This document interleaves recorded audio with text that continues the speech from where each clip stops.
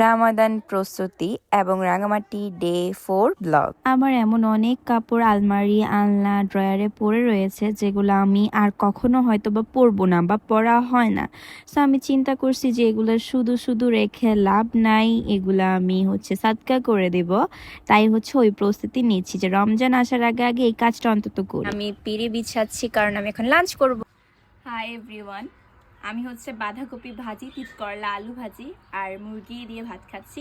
সাথে ভাত তো রয়েছে, ভাতটা জমিনের, মুরগিটা নিজেদের ফার্মেরই, বাঁধাকপি ক্ষেতের, আলু তিত করলাও ক্ষেতের, ইভেন এখানে যে পেঁয়াজ রসুন আদা যা যা মানে অ্যাড করা হয়েছে, মরিচ, ওগুলোও কিন্তু ক্ষেতের। শীতকালীন রোদের মধ্যে বসে আফটার শাওয়ার খাবার খাচ্ছি উঠানে বসে। অ্যান্ড অপোজিটে পাহাড়, লেক। বাই দ্য ওয়ে, আমরা যে মাছটা খাই ওইটাও কিন্তু এই লেকের। এছাড়া আমরা যে পানিটা খাই সেটা মাটির নিচ থেকে আসে, পাশেই আমাদের কল আছে। আলহামদুলিল্লাহ সবকিছু নিজস্ব।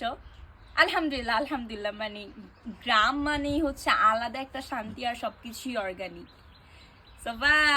আমার কাছে রমজানের একটা আইডিয়া আছে যেটা আমি পার্সোনালি ফলো করব। সেটা প্রত্যেকদিন যদি আমরা 10 টাকা করে সাদকা করি, বা প্রত্যেকদিন করতে না পারলেও প্রত্যেকদিন যদি আমরা 10 টাকাটা সাইডে রেখে দেই এবং 30 দিনে সেটা 300 টাকা হবে, এবং সেই 300 টাকা আমরা এমন কাউকে সাদকা করব যার আসলে টাকাটা নিডেড। কেউ প্লিজ জাজ করো না, আমি জাস্ট আমার পার্সোনাল আইডিয়া থেকে বলেছি।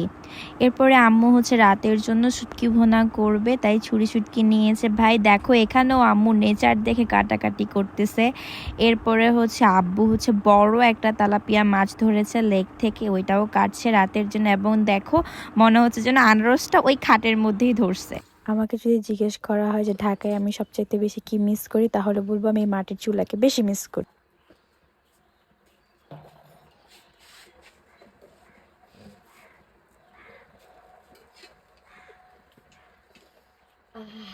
কি সুন্দর যে স্মেল বাহির হয়েছে একদম।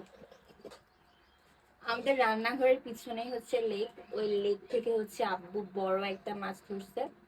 ওই মাছটা সাথে সাথে আনার পর কুটা বাছা করা হয়েছে এবং সাথে সাথে তরতাজা রান্না বসাই দিছি।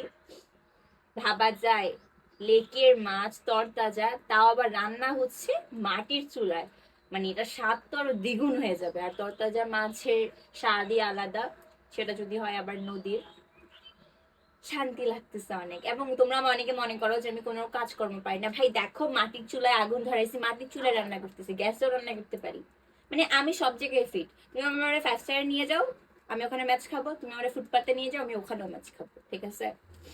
যাই হোক, বেশি কথা বলে ফেলছে। এবং তোমরা কারা কারা আমার হাতে স্পেশাল তরতাজা মাটির চুলায় রান্না মাছ খেতে চাও?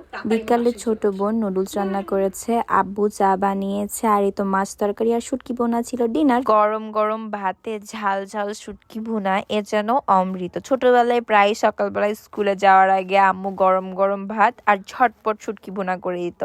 আর দুপুরে তিতা করলা ভাজি তো ছিলই। আব্বু আবার আসার সময় তরমুজ নিয়ে আসছিল।